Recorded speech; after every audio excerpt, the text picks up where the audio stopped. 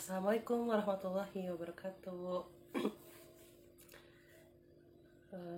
Alhamdulillah, hari ini masih bisa upload video, tapi hari ini masih belum bisa bercerita tentang terapi-terapi lagi ya, benda-benda semua.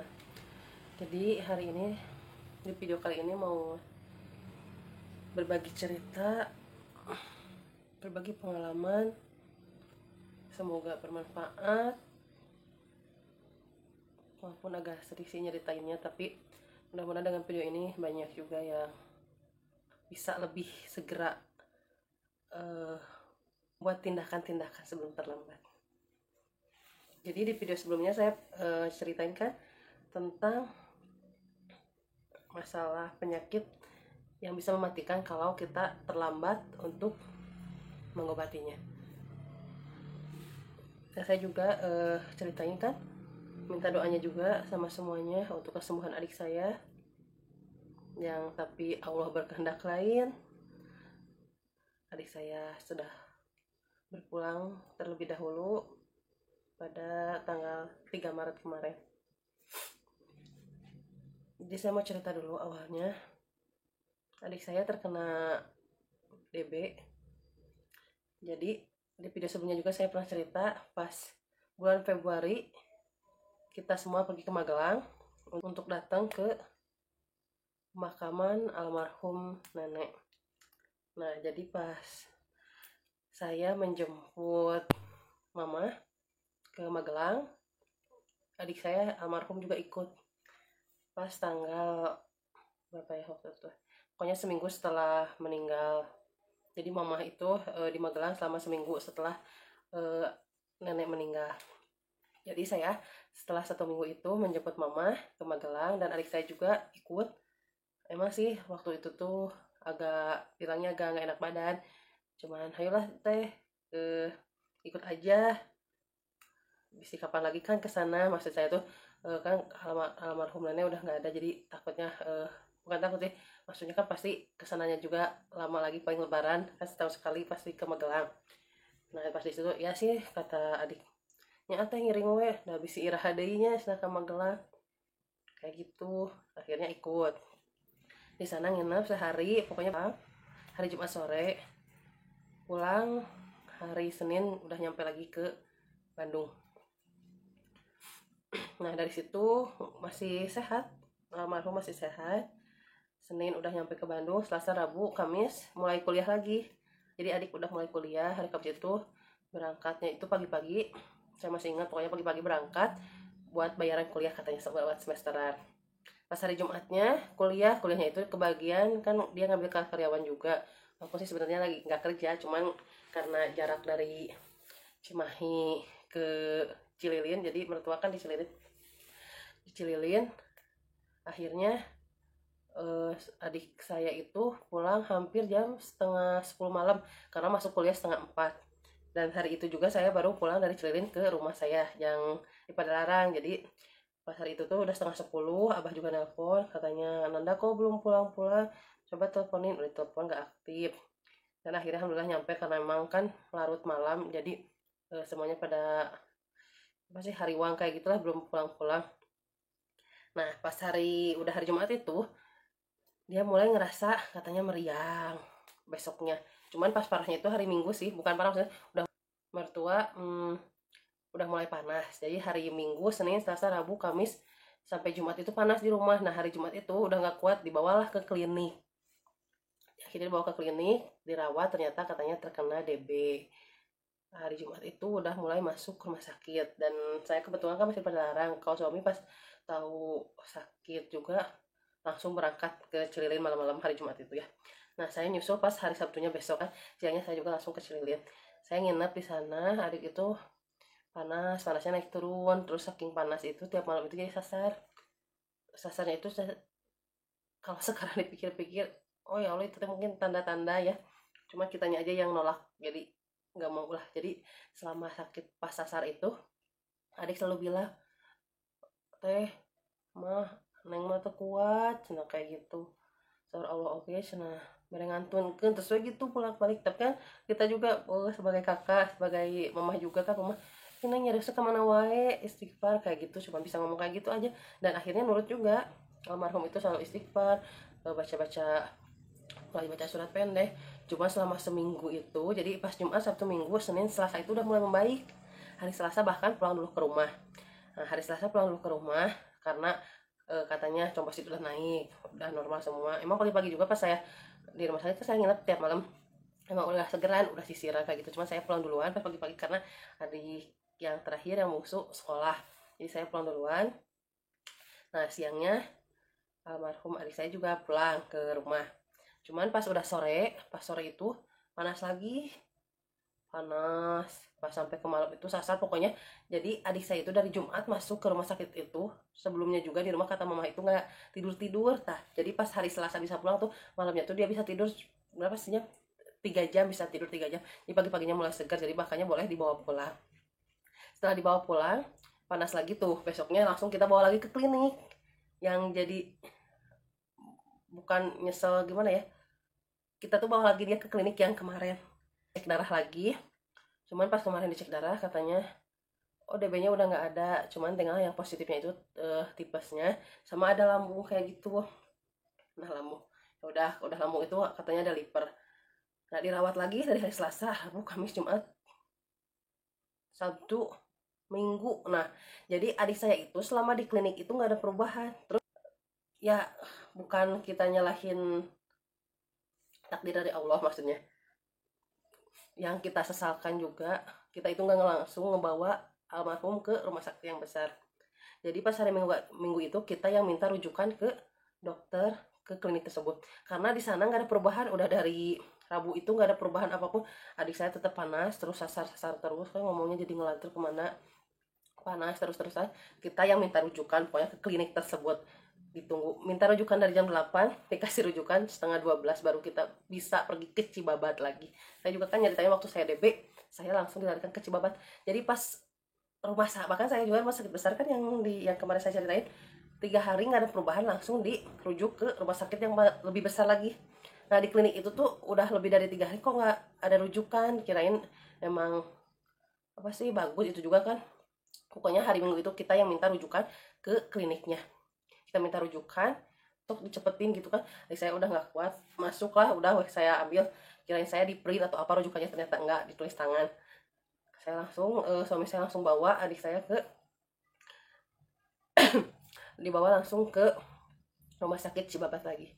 Dari sana udah, adik saya udah lemes sih ya, soalnya suster juga udah mulai bingung mau sebelah mana ini di infusnya. Udah banyak apa, tusukan-tusukan jarum bekas di klinik. Pas dilihat sama, oh pantesan klinik ini masuk, bilangnya ya dokter teh suka ngekewek pasien kayak gitu. Oh ya Allah, jadi saya tuh gak mau lagi ke klinik-klinik itu lagi ya, walaupun sakit apapun. Soalnya kan jadi pas udah di itu, kita juga udah mulai tenang karena adik saya mulai makannya juga agak enak katanya. Terus dokter juga bilang, oh ini mah kayaknya udah mulai pemulihan karena trombosit apa sudah mulai membaik. Cuman tapi panasnya itu nggak turun-turun, kan aneh. Jadi dokter menyarankan, jadi minggu malam itu baru bisa masuk ke ruangan, minggu siang dirujuk, minggu malam baru bisa masuk ke ruangan. Jadi dari siang sampai sore ke malam itu di UGD. Di sana langsung masuk ruangan. Setelah masuk ruangan besoknya kan saya pulang dulu. Kebetulan sekali hari Minggu sama Senin itu saya sama suami nggak nginep di rumah sakit, tapi ada mama sama bibi juga. Jadi nanti saja paling hari Selasa kita yang gantian jagain lagi, nginep di rumah sakit kayak gitu. Pas hari Senin saya juga ke rumah sakit dulu. Di rumah sakit pas siangnya, kan saya siang sama sore ke rumah sakit. Pas siangnya itu ke rumah sakit, cuman almarhum udah nggak ada di tempat, katanya lagi di rongsen. Oh ya udah tuh mas, saya berangkat lagi. Pas sore saya balik lagi, udah ada almarhum itu udah mulai membaik sih, udah kayaknya bakal, udah kata dokternya juga udah pemulihan kayak gitu. Sampai saya juga pun pas hari Senin itu ada teman-temannya juga udah mulai ngobrol-ngobrol, udah mulai segeran, makannya udah banyak, kata mama juga. Udah saya pulang. Pas besoknya hari Selasa, terus kan saya seperti biasa nyuci dulu apa dulu di rumah. Pas sore-sore saya mulai berangkat ke rumah sakit lagi. Di jalan itu mama nelponin terus, teh ayo neng teh pingsan kayak gitu. Nah, mama pingsan, ini tadi teh ke Jamban mama teh dah di rereong sama bibi cenah tapi teka tahan jawab pingsan enak jadi sesek cenah omun mah ieu nuju di jalan saur abdi teh setelah saya lagi di jalan mah ini bentar lagi juga nyampe ternyata tapi hujan besar pas hari itu tuh jadi saya duluan naik Grab ya suami naik motor kan jadi suami nunggu dulu reda saya duluan karena takut mama panik saya nyampe ke rumah sakit lihat kondisi adik saya udah drop udah bisa dibilang drop sih tapi agak kaget juga jadi pas udah pingsan itu mulai sesak napasnya itu udah mulai nggak teratur kayak gitu ya sampai bilang neng istighfar gelis istighfar kata saya terus kuat karena mau sembuh dari jam 3:30 saya datang mulai apa sih napasnya mulai naik turun terus sampai akhirnya bahkan minta minum masih selalu beristighfar masih la ilaha illallah sampai akhirnya 6:30 setelah maghrib mungkin udah almarhum udah nggak kuat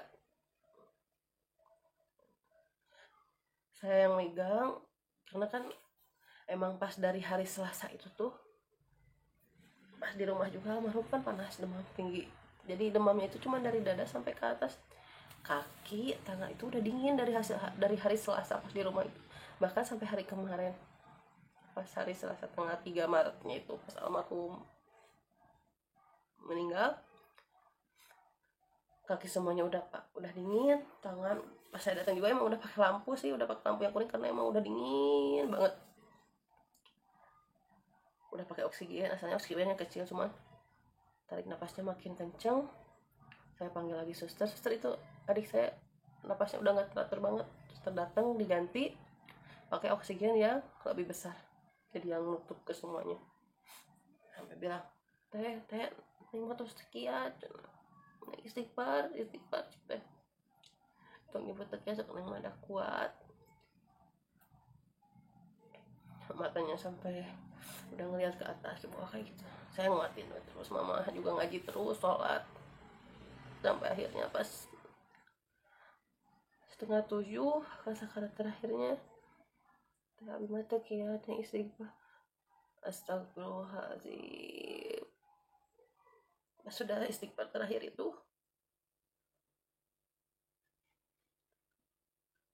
udah nggak gerak-gerak lagi jadi pas udah selesai sholat maghrib mama udah selesai sholat maghrib pakai saya nungguin suami saya juga ada apa ini cepet tolong dong ke dokter neng tos teu gerak deui cik teh ini napasna tos teu sesek deui masalah teh jadi udah gak kuat udah diem aja udah dingin semuanya dokter juga tas saya sebelumnya itu bilang sus ini pas apa sih pas udah kalau dokternya jam berapa saya bilang gitu nyari saya kasihan udah gak kuat napasnya udah kayak biasanya bu kalau sore mah suka nggak ada dokter katanya paling nanti malaman oh gitu ya udah nggak apa-apa tapi pas saya panggil itu suami saya keluar saya bangunin terus adik saya nggak bangun pas saya lihat matanya juga udah langsung membesar ya retinanya pasti saya udah yakin pas jam segitu almarhum udah nggak ada tapi seperti biasa dokter juga berusaha dulu pacu jantung semua bahkan langsung minta masukin alat ke paru-parunya langsung dan ternyata udah nggak bisa masuk nah emang udah ada kayak gitu setelah selesai semua udah dinyatakan almarhum udah nggak ada saya dipanggil sama suami sama dokter buat ke ruangan dokter menyampaikan hasil ronsen yang hari kemarinnya yang hari Seninnya dokter bilang udah berusaha semaksimal mungkin tapi hasil ronsen baru keluar ini yang kemarin jadi adik saya itu terkena infeksi paru-paru kenapa bukan saya nggak ikhlas bukan saya menyalahin takdir atau apa cuman yang saya sesalkan jadi si infeksi paru-paru yang udah nggak bercak ini tuh belum diobatin gitu Katanya meninggalnya itu kan infeksi paru-parunya, karena kan DB udah enggak, tipes positifnya udah sedikit lagi katanya, tinggal pemulihan. Cuman kan ada yang aneh, panas lagi, makanya dokter tetap menginginkan untuk ronsen. Jadi buat teman-teman semuanya, kalau keluarga udah 3 hari dirawat, mau di rumah sakit manapun, maksudnya di rumah sakit klinik-klinik kecil, 3 hari nggak ada perubahan, secepatnya minta rujuk ke rumah sakit yang lebih lengkap, yang lebih alatnya lebih memadai juga, agar apa, penyakit yang emang parahnya itu bisa lebih ditindaklanjuti lebih awal, nggak terlambat. Saya bukan, seperti saya tadi bilang, bukan nyalahin takdir, cuman ada penyesalan. Infeksi paru-parunya itu belum disembuhin, belum nyoba belum nyoba disembuhin dulu gitu.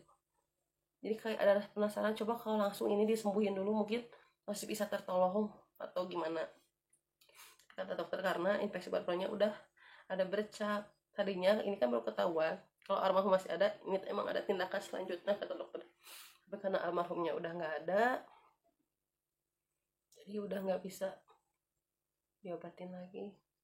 Jadi buat teman-teman, sebelum terlambat, apalagi sekarang sedang ada wabah juga, virus COVID-19 itu, sebisa mungkin jaga kebersihan, jaga lingkungan, tetap di rumah kalau nggak penting-penting banget, kecuali buat semua yang masih ikhtiar juga, yang nggak mungkin kalau nggak keluar rumah nggak bisa makan. Tetap semangat, jaga kesehatan, pakai masker, selalu bersihkan tangan, jauhi keramaian. Makanya yang masih bisa diberi kesempatan untuk diam di rumah, sebaiknya diam di rumah saja. Jadi untuk meminimalisir yang emang nggak bisa harus diam di rumah, untuk berdampingan atau bersentuhan dengan banyak orang. Mungkin hikmah yang bisa saya petik dari kejadian ini, apalagi mama mertua mungkin masih shock karena bulan sebelumnya nenek meninggal, dan sekarang anak perempuannya sudah kembali ke Allah Subhanahu wa Ta'ala. Kita ikhlas karena apa, Allah pasti lebih sayang. Buat almarhum Ananda Trikar Bari Rizkia, kami sangat mencintai, menyayangi Ananda. Maafkan teteh, belum bisa jadi teteh yang baik, belum bisa teteh yang membanggakan buat Neng.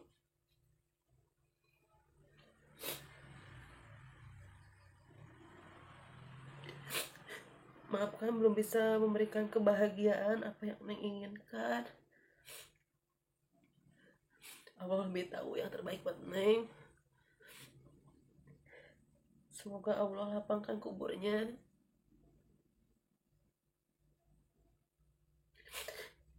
Kami semua mencintai dan menyayangi Neng, tapi Allah lebih mencintai dan menyayangi Neng.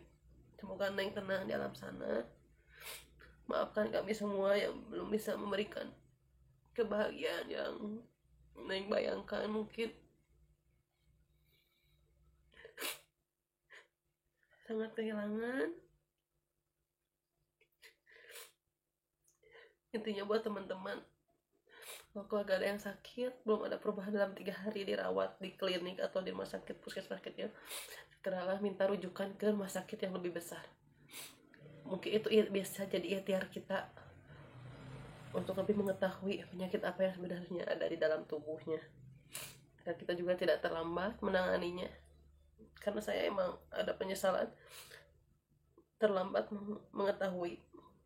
Yang parahnya kan infeksi paru-paru, dan infeksi paru-parunya itu, jadi pengalaman saya kan waktu DB itu panas.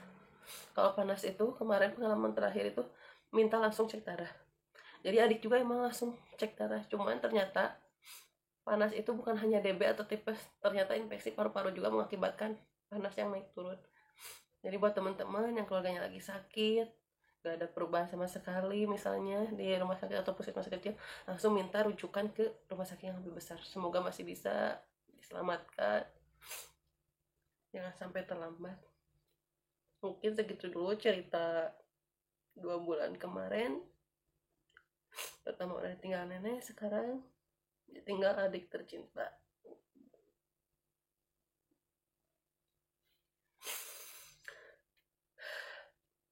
Tapi kita nggak boleh sedih karena Allah lebih bisa menyayangi dan menjaga keluarga kita. Nah, Allah pasti lebih tahu apa yang terbaik buat kita dan keluarga kita. I love you, Neng. Kami semua sangat menyayangi Neng. Gak akan pernah lupa dalam setiap doa-doa kami menyebutkan namamu agar selalu Allah lapangkan kuburnya dan ditempatkan di syurganya. Amin ya rabbal alamin. Sekian dulu cerita kali ini, semoga bermanfaat buat semuanya. Assalamualaikum warahmatullahi wabarakatuh.